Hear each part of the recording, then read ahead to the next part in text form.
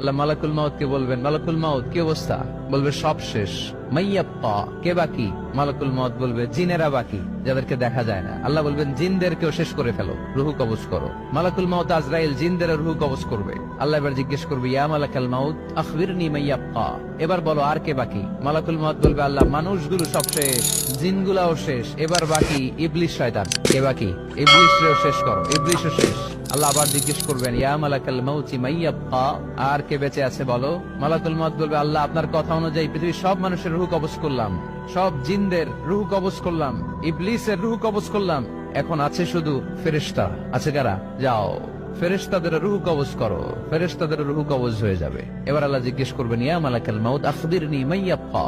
মালাকুল মাউত বলবে, আল্লাহ আপনার কথা মতো ধরে ধরে সব শেষ, ফেরেশতাও শেষ, 4 জন ছাড়া। কয়জন ছাড়া? জোরে বলেন, কয়জন ছাড়া? ইসরাফিল, জিব্রাইল, মিকাইল, আজরাইল। আল্লাহ এই 4 জন আমরা বাকি। আল্লাহ বলবে, যাও ইযহাব ইনতালিক ইলা জিবরিল।